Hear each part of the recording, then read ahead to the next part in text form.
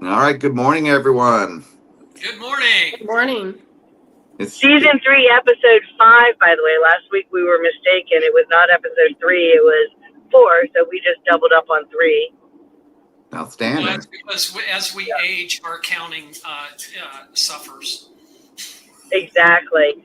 Hey, let's all introduce ourselves, but someone has to say something about aging because I heard an interesting stat today. Well, So I'm Jennifer okay. Weitzman with Benchmark. I'm Lance Mark, Stameyer. I'm and, with Expert Home Lending, the loan driver. and Mark Craner with Aspire Coaching. Yep. And then we've got a special guest today, Tarra Bopp with Mr. Electric in Columbia, and we'll tell you all about her in a little bit. But we'll start, as we always do, with a little bit about what's gone on last week. In the last week, we've had negotiations on our side. I think I've told you guys that I did like 16 hours of CEs on radon. Yeah. And radon is not the problem, but it can carry carcinogens. It's the number one cause of lung cancer for non-smokers. And I'm almost to a house that I have to go check on the painting. So, anyway, it's easily mitigated. You just have to. The houses are so well sealed now that these gases can come up and into the crawl space. And for a while, like, it's, do you even do it on a slab? Because how's it getting in? But slabs can have some pores, they can have some cracks. And the inspection we did this week, it was the first time I've ever had slab pop for radon, and it was one of the highest radon levels. I mean, it's supposed to be at 4, and it was like at 7, 8, but that meant that's the average. And it's usually in rocky areas, so up in Knoxville, it's had it more. But since the 2010 flood, it's more prevalent in Middle Tennessee because the underground cavernings changed with that water. And this home is down in Christiana, which is a kind of rocky area. You know, the more eastern you get, the more you get into the plateau and all. So that was a really interesting situation. And it's a little more expensive to mitigate it on crawl because you have to dig, you have to break the concrete, and then you have to dig out like a 2 by 3 foot, I think they said, little hole, and you put the venting system there and then up and out. The main thing is you got to vent it out. So that was interesting. What's been going on with y'all this week? Well, I learned some new things. Jennifer will perk up when I say this. So on FHA streamlines, we're starting to see interest rates come down. So streamlines for FHA and VA are very prevalent. What that means is people can refinance their FHA or VA loan without an appraisal, without proof of income. If it betters the person's situation, we can do that. And I had a couple FHA streamlines where during the government shutdown we're in right now, we learned that a couple of the guidelines have changed, but we haven't been able to get access to the guidelines. If you were to go to like HUD.gov and some other sites, they're Yeah. shut down. And that's typically where we would get up to date information. You can find cached information, which means like server, like browsers have saved that in a cache. But some stuff changed recently, and that is that the waiting period on doing a streamline. So Jennifer, it doesn't affect the people that you're thinking of, but it did affect another client of mine who just 6 Yeah. months ago had done a streamline, and we went to do another one. And it used to be 210 days since closing. Now it's 200 days since the first payment. So that really means 7 months payment. So anyway, I working through that, Yeah. learning how to do streamlines. I mean, honestly, guys, we haven't seen a downturn where people would do streamlines in 11 years. But you're like, wait a second, what, Lance, come on Yeah. now. In 2022, rates were really low. Rates were really low in 21. Yeah, they were. And they were so low and values were so high that people refinanced out of their FHA loans into what, Jennifer? Conventional loans. And Yeah, because that's what I did in 17.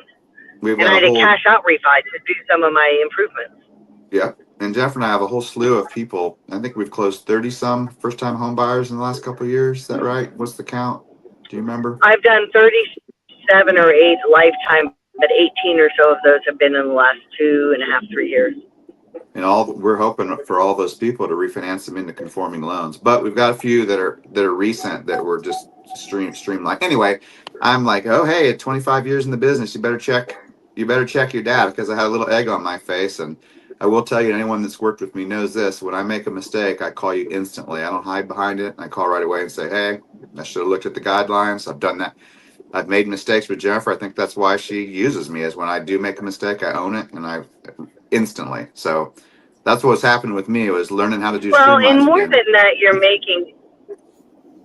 and more that you're making a mistake, you're constantly learning, which is how you knew that there was another way to do it. You could have Mm-hmm. never known you made a mistake, so to speak. Yep. By the way, this area I'm in is a little sketch on service, so if I drop out, I'll jump on the Wi-Fi and pop back on, but I may lose you for a second. Okay. So what's going on in my world is I'm ramping up my referral system. I am actively reaching out to folks, looking for ways to increase my business through referrals. My business is 100% a referral-based business, and so unfortunately, one of the avenues that I had as a lead source was taken away from me as through someone else's decisions and strategy. So I've got to find a way to make up that loss, or increase my referrals through another avenue. For me, what's happening in my business, ultimately, you guys, several things around houses. People, this story could be said every single day, every single podcast, every single thing. How I'm in a situation, it's not good. I need to understand how to get out of it. And most of the time, I it's like I'm a broken record. It's really having to do with debt. And I can't do the things that I want to do because I have all of this debt. But they don't want to change their I want it now mentality. And unfortunately, you can't have both. You have to make a decision one way or another in order to get you out of one situation, in order for you to bring on something else. So it's like a broken record. Quite honestly, debt is just consuming so many people right now, and the interest rates are not. They're having an impact with the amount of debt that people have. It's just a never-ending battle. But the only way to get out of it is accept responsibility and take a step. And I am celebrating a victory with one client who has paid off $100,000 line of credit, and they did that in about 4.5 months. I think I may have mentioned that last week. So we're still celebrating that, of course, because it took him.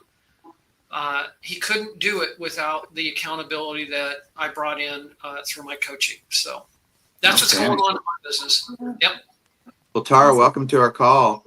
You're going to a little surprise here. You'll see at the top right of the screen, we just put the Mr. Electric logo. So whenever you're speaking, we'll try to pop that up there. Can you tell us a little bit about, first of all, tell us about Mr. Electric.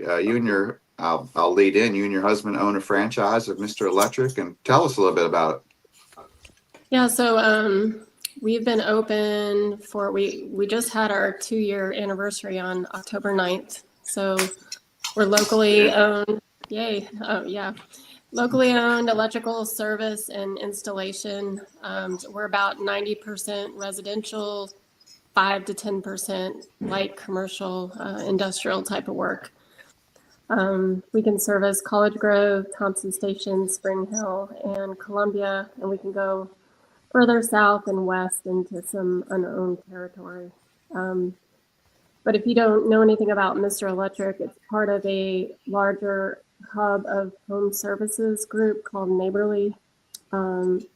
Neighborly has, I believe the count is up to 19 brands of home services. So whatever you need, anything from, landscape outside in your yard to, weed killing in your yard to your roof to Molly Maid is like a maid service. And then obviously, your electrical service. So like anything you can think of home service related, Neighborly has a brand for. And Mr. Electric has 300 franchises across the US and Canada. Okay. Oh, that's interesting. Do you guys have So- anything in the Dallas-Fort Worth area? Yes, we do. There's a Mr. Electric there. Oh my gosh, yeah. So you just here you go. There's a referral right there. This is Okay. exactly how things work. Because so I don't mean to take up any time, but let me. I went. I love outdoor lighting. When you install a low voltage outdoor lighting solution, it changes how I mean, it's amazing. I wish I could demonstrate a picture. I installed some outdoor lighting for one of my houses in the Dallas-Fort Worth area, and I've had nothing but neighbors come by and just love the ambiance of it and the aesthetics of it and what it does. It changes your whole landscape. Love that. So Yeah. thanks, Tara. I will be contacting them. Yeah, that's awesome. I can give you their information. But you're right, like landscape lighting makes such a big difference. It's just like the small details that, people driving by, they're like, wow, that really looks nice. I specifically I like the up lighting that goes on, along the house or on trees. It's really pretty. As Mr. Electric, what's the number one call, number one thing that you're doing in the Middle Tennessee area that you're getting calls for? Like, another one of those. Something we do quite often are EV charger installations. For electric cars.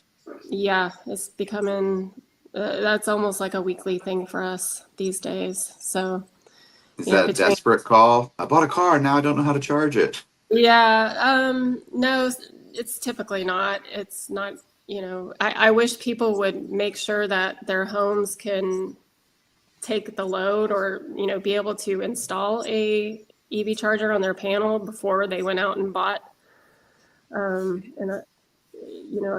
Tesla or whatever they're going to buy, because sometimes, by code, we cannot provide that service because either they don't have room on their main panel or they live in like a townhome where they don't have enough amperage coming into their home to be able to do that service or keep their vehicle charged up. Oh my gosh, I never thought about that. So you actually go on calls where you're like, okay, I'm here to install. Oh wow, you've only got X amount of what type of amps do they draw?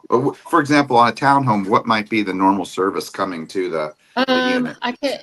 Normally, if you have a 200 amp or above, it's not going to be a problem, and there's room in their panel. I don't remember exactly what the townhomes have, but a lot of them, they split the amperage, based on whatever the main service is coming in. It's just smaller. Yeah. And sometimes, we can't provide that service. And nobody can. So what do? They got to go park down to 7-Eleven and charge, or go to Walmart every day? Well, some people might provide that service, but it doesn't mean it's gotten inspected or right, because that could overload the panel. Right? It could cause issues, safety issues for sure. How much? That's brought up how much does it cost to charge an EV car? I mean, and how long? I don't have an electric car. I'm just kind of curious. I don't mean to ask necessarily. I don't know, but it'd be interesting to know what is the average. I don't know. I'm typing it up now. I'm grokking it. If anybody has Chat GPT, I don't know that answer. Yeah. It says about $75 a month for average daily driving. And how long does a charge last? I'm sure that's kind of interesting, factual. Like, what, 300? Depending how they drive is the honest answer. Manufacturer, but what about 300 miles? Yeah. 300, 400 miles, I think, is kind of what I've seen. So Kelly Mhm. Blue Book says the most recent U.S. household average for charging an electric car per month is $61.18. okay, so most of the time, my clients, and this is where it comes back to our conversation here. So most of the time, my clients are probably somewhere between about $40 to $50, depending on how much they drive to fill up their. So it can be anywhere from I would say probably 200 to 250 per month. So Mhm. so let's just make it round numbers. So if it's $61 based on what the facts were there, and it's $250 per month to fill up at least one vehicle, subtract that, we round it up. We'll just call it a simple $200. So anyone listening, you need to ask yourself, what is the cost of installing a EV charging system into your house? And how fast will $200 per month recoup that cost, along with the maintenance of replacing a battery in the EV in the electric vehicle over the course of its lifetime? I think that's a logical question. Right. Logical questions to ask.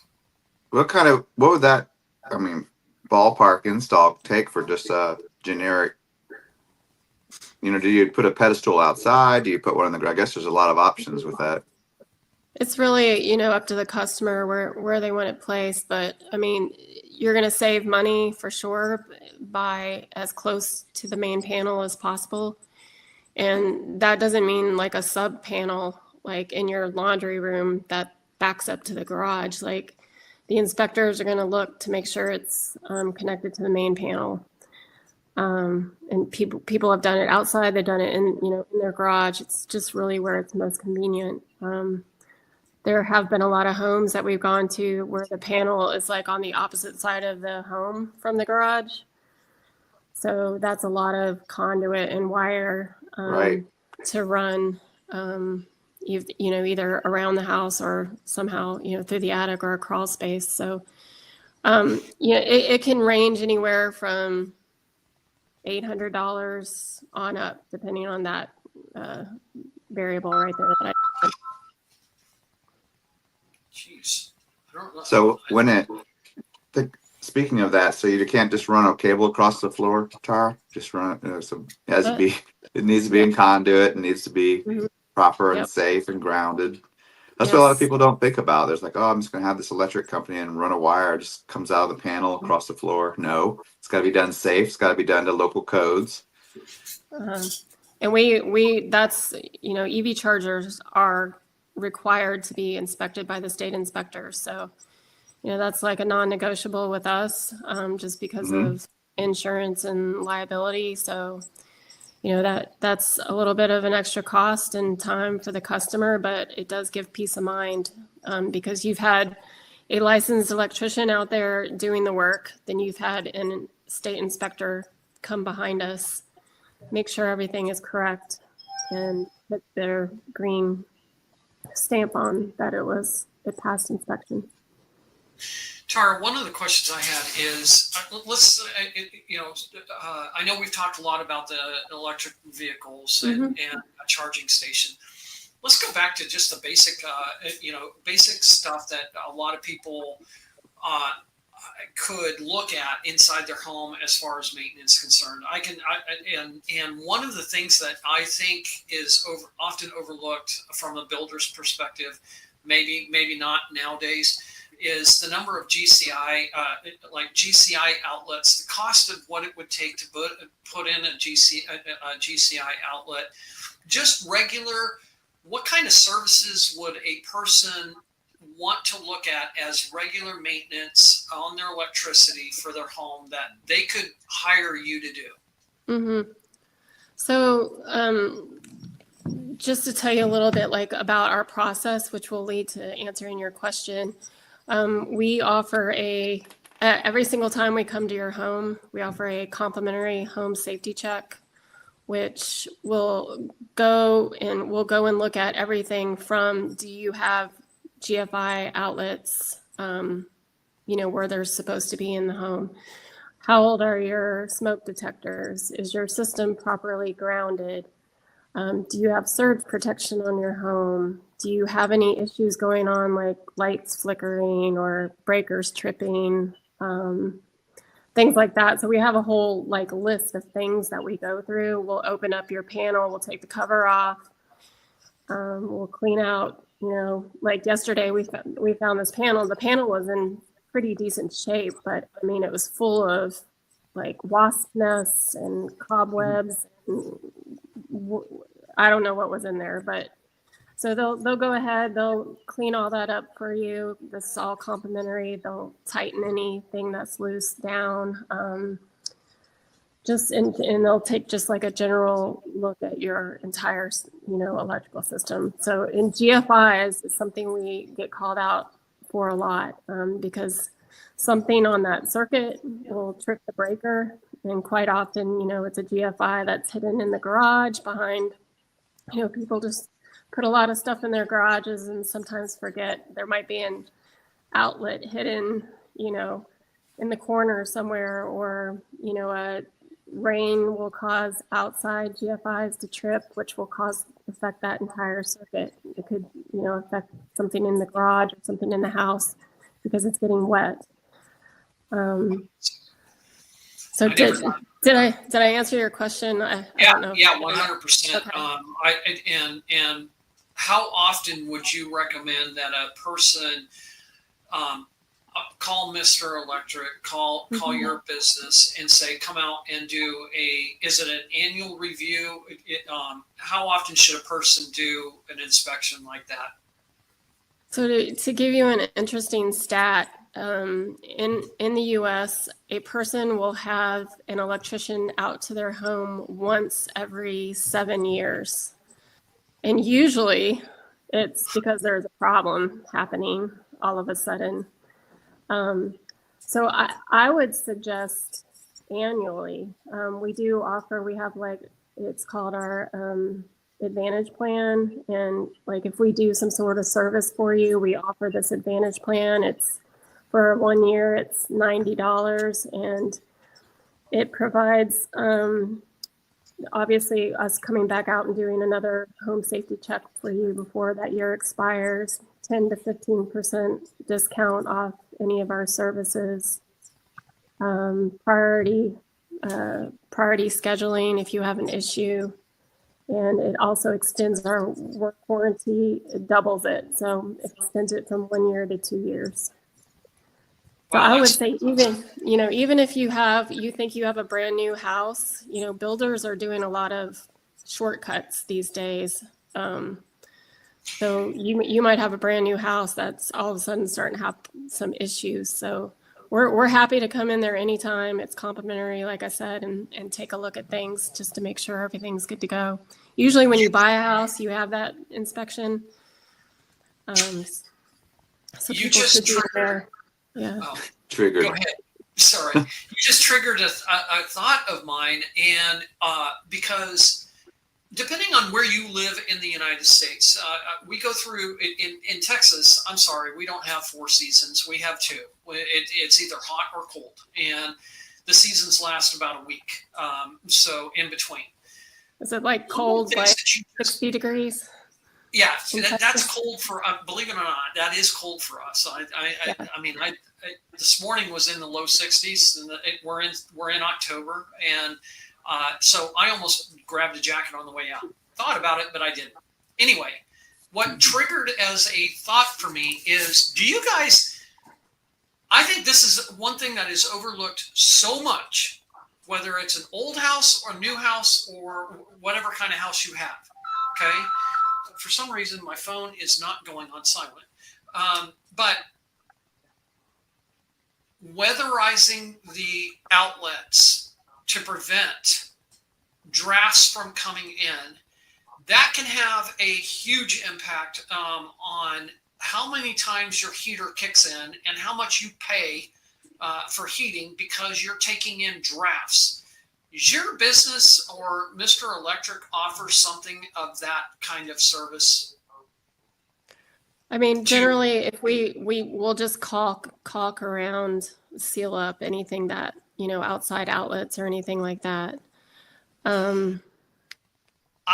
Even the foam. Do you do any kind of foaming? If I'm understanding your question correctly. Yeah. Do you do any Mhm. foaming to around it? Yeah, we can. Yeah, we can.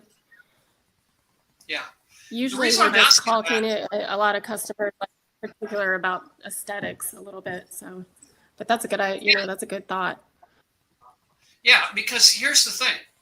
Open up. Anyone listening, open up one of your light switch or this guy right behind me. How much cold draft is coming in from the attic into and sealing that up, making the home more airtight. It causes us to spend less on heating. Right. Can that save? Is it worth the cost of doing that and the cost of savings that you would experience? I'm going to tell you guys right now. Everyone knows, for the most part, my story, but I will share it again. When you're paying $323,000 worth of debt off in a 5.5-year period of time, yeah, I went through every single room and unconnected, disconnected, unplugged anything that was soaking up. It's called vampire power, taking power. And yes, I went to Home Depot and I bought the little the inserts and I did open up every single one of my light switches, and me and some cousin went through and we sealed up all of our light switches to prevent these drafts. That's how you end up saving $40 to $45 on your electric bill. That's awesome. Yeah, that's a good thought. Another thing you can save money on is going from like fluorescents to LEDs. Okay. There's some. I did look up some stats for that. If you guys are interested in hearing. Yeah. We have commercial customers that often have those tube lights, the fluorescent tube lights, and they'll just call us back out every time one of those goes out, and we keep. We're really trying to push the LED retrofit, which is really an easy upgrade to the fixture you already have installed. But here are the stats on LEDs. It'll save you 50 to 80% on energy than the fluorescents, incandescents, halogen lighting. Reduce your utility bills, Mark. Has dimming capabilities. They'll last, and of course this is a big range, but they'll last 25,000 to 100,000 more hours than the regular bulbs, depending on obviously which ones you're getting. There's no mercury, so it's more environmentally friendly. There's smart controls for them. Enhanced safety because there's less heat, emanating. Some states have utility rebates and tax incentives for using LED versus the other ones. And it said your ROI is about 1 to 3 years to get your money back. Wow. Good. That is fantastic stats, Tara. Thanks for sharing that. Yep. So if anybody's looking to save money, suggest that for sure. Yeah, I mean, I'm always looking for ways to save money. I want my money to work as hard as for me as best as possible. And a little bit of elbow grease, maybe a 2-step ladder to change out some bulbs. If that ROI is a year to 3 years, I would have started saving money in my 5.5-year long journey. Yeah. So anything, not only that, but it gives you a sense of and feeling of you're contributing to your own journey as much as possible. So you get a feeling of knowing that you're doing something. Mm-hmm. So what are ways that our viewers can be thinking of using you or referring to you? I like that, that free inspection probably uncovers, being that people on average only once every 7 years have anything looked at. I would bet a Yeah. free inspection would uncover a lot of things. Mm-hmm.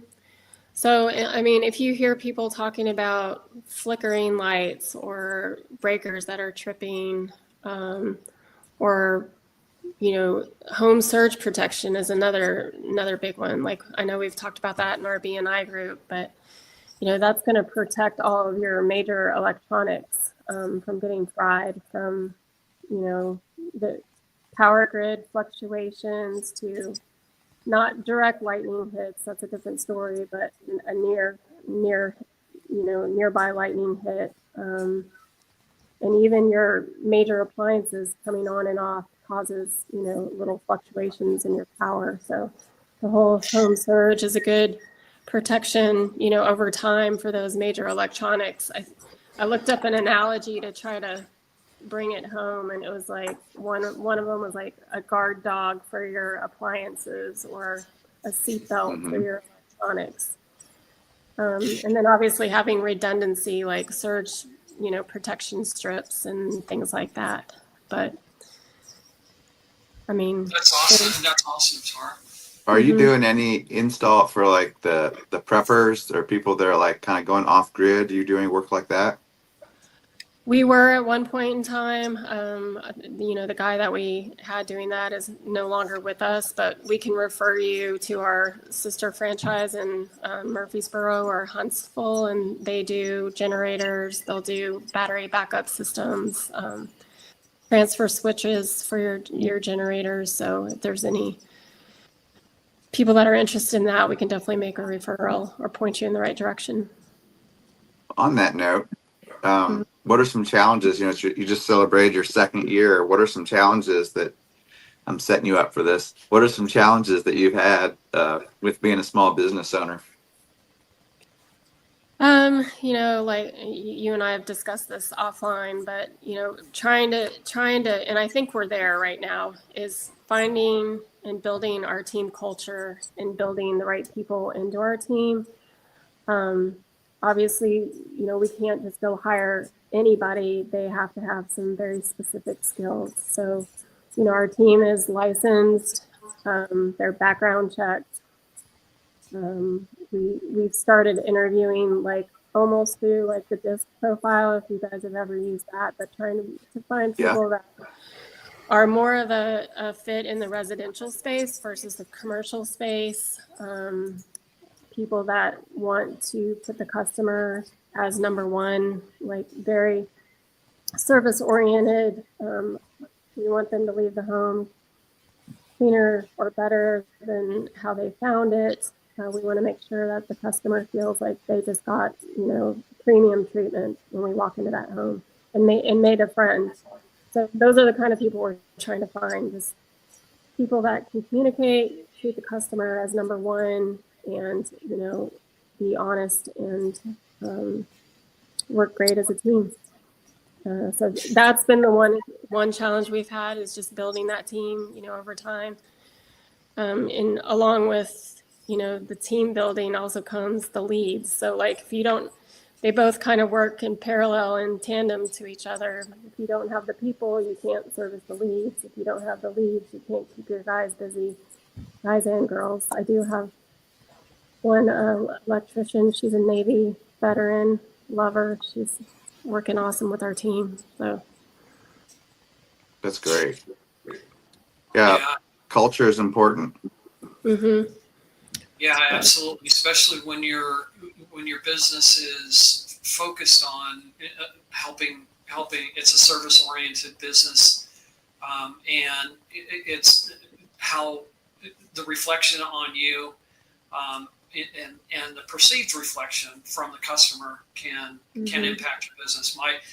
As I said, my business is a 100% referral based business. It is focused on helping other people. If the culture, if the people involved that I'm involved with is not putting the customer, quote, the cliche of the customer first, and really considering and being honest, open, and having integrity, then ultimately my referral business suffers. So Love the Yeah, reference to the exactly. cultural perspective, Tara. Yeah. Yeah, we have some younger guys now, and they're really like, they're eager to learn. They're eager, on the soft part of the business, not on the technical, obviously on the technical part too, but I really feel like they're doing that, and they're open to learning and open to feedback. So I appreciate that. Yeah, absolutely. Absolutely. Well, So if there was one question that you wouldn't want us to ask, what would it be? Regards to your business. I don't know if it is a good question or not. Well, one question that we try not to do pricing over the phone or, just in Right. general, just because one of the things that we do offer is we offer upfront pricing. We're not, I know a lot of contractors go into a home and they give quote an estimate, and then that can change as they're progressing through a project, right? It can go up. Usually it doesn't go down. So the one thing that we do is we provide a quote. It's upfront pricing. So that's why we like to get our eyes on exactly what we're doing, because I don't want to create expectations for something over the phone, and then when we get out there, it might be a completely different story. So we do try to provide on-site quotes versus over the phone. So that would be a question that would fall into that category. absolutely. Fantastic. Yeah, it makes sense because you don't know. I mean, how can you give out a number when you don't know what you're getting into? And I used to be in another business called the bus industry, and we would work with these converted buses with, people would come and ask me, "Oh, can you work on my bus?" I'm like, "Well," and I'm going to play with words here. I'm like, it's more than likely there's some POS involved in that. And it's not what you think it is. For POS, for me, is previous owner shenanigans. You don't know what people have done behind the walls. Right. You don't know. You, like Tara was saying, they don't even know they had this old GFI circuit in the northwest corner of the garage that there's something set up against, that some water ran down and dripped on it and clicked it, and now half their house is out, and they think, you just don't know. It's a discovery process. Or when Tara pulls back one of these panels, like Mark said earlier, there might be this huge rat nest in it where they've been nibbling on I mean, believe it or not, some animals eat aluminum. There's all types of weird things that happen. You are basically opening up. You just don't know what you're going to find, do you, Tara? I can't even imagine. Well, like we went out to a home yesterday, and it's the same panel I was talking about, but this panel had no identification marks on it at all. Like, we didn't know what brand it was, whether it was UL listed. We didn't know any of that. And, we're going through this process of trying to quote her something, and she wanted us just to put some new breakers in it. But, we told her, we can't even identify this panel. The inspector is definitely not going to be okay with that. So, we quoted her a whole new installation. We're not going to try to put breakers into something we can't even identify. Right. Oh my gosh. Yeah. No markings whatsoever. Came off Temu or something. Yeah, it could have been I put it into the picture of it into the Google AI, because I don't know if you guys, I'm sure you guys are more technologically advanced than I am, but just the amazingness of AI right now is just blowing my mind. But it told me what it thought it was, and what it thought it was a recall panel. So that's where I told them, I was like, we're not going to put a Band-Aid on this. We're going to do the whole thing if we're going to do it. So it thought it was a recall panel, so that means one that was produced, and they're like, "Hey, we got to pull this back. This shouldn't be used in homes." Yeah. And then the manufacturer tried to scrub the internet of that because they don't want that out there from a liability standpoint. Well, like I said, the panel itself did not have any identification. So whether it was the recalled one or not, I don't know what kind of breakers for sure to put in there, because I don't know the brand name. So we're not going to go there. Sure. Well, Here's the problem with that too, and I know this just because I have rental properties, and how important it is to have a UL listed breaker, a panel that Bottom line is if there's some level of catastrophe as a result of that panel, your insurance company can deny your claim. Yep. Yep. So we've even had, this is another story of UL listing, but we've done a couple of like small sub panels for like RV charging. And like you would think you go to Home Depot and you buy something from Home Depot or Lowe's or wherever, that it would be UL listed. And the breakers in this panel and the outlets were UL listed, but the box itself was not UL listed. And the inspector was like, nope, you got to buy, he gave me some manufacturer names, but, that was a lesson learned for us. Like, the box itself has to be UL listed. Awesome. Well, I know we're coming up on about 41 minutes into the podcast. As we wrap up here, what is the one thing that, given the opportunity to share with with the audience that's going to be watching, what would be your suggestion to those homeowners or those people dealing with anything that might be electrical? So first, before I don't get a chance to do it, thank you guys for asking me to be a part of this. I really appreciate that.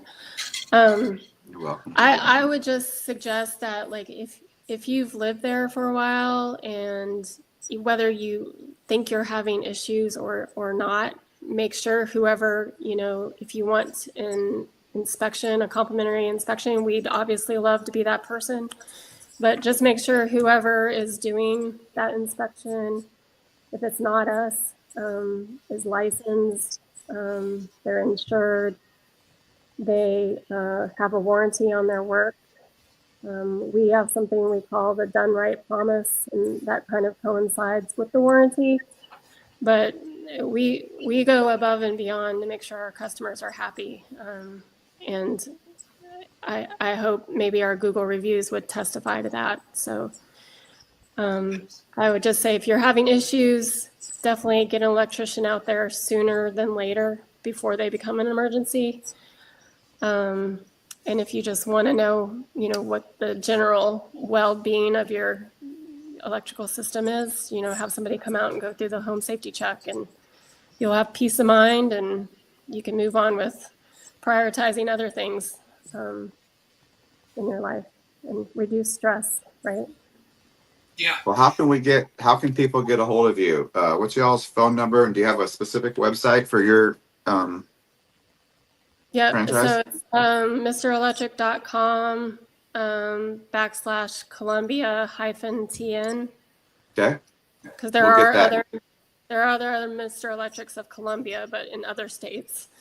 So, and then our phone number is 615-550-4355.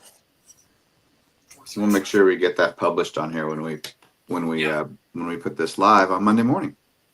Wow, we really appreciate you being here, Tara. I guess Jennifer was out, and she plays in the country, and what they don't have in the country sometimes is cell tower service. So I think we lost her out there, but I know she invited you today, and I think it's great. And I got to get you out here to install that surge protector we've been talking about, and then find out why half of my house doesn't work. But first, I'm going to go look and see which GFI circuit in the garage is covered up with something, because I'm going to help you guys find it. But I am that person who it could be outside, it could be in the garage, it could be in your bathroom.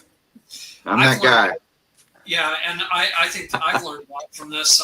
Definitely, at least for me, I'm in the Dallas-Fort Worth area, so I'll be reaching out to Mr. Electric in the Dallas-Fort Worth area. I'm going to mention that it was you that made that referral. So hopefully they will. Maybe there'll be some partnership there. I appreciate what I've learned from doing an annual inspection. I'm gonna start that. I think it's the one thing about me is I'm proactive. When you have rental properties, I do not like being reactive. I like being proactive. So if there's problems out there, I want to solve them before they start. So Yeah, for sure. or, well, Smoke they've already smoke started. I want to detectors are another.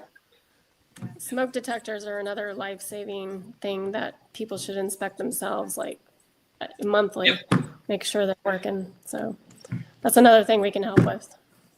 Love Very it. good. Thank you so much for being here, Tarra. I really appreciate all of the information, and for all of those listening today, just reach out to. You've got experts in the industry, in each one of the industries here. Tarra with Mr. Electric, Lance with Expert Home Lending, and myself with Aspire Coaching. Would like to help you out and look forward to serving you well. Yeah, absolutely. So I'm going to go ahead and log us out, and you can stay with us for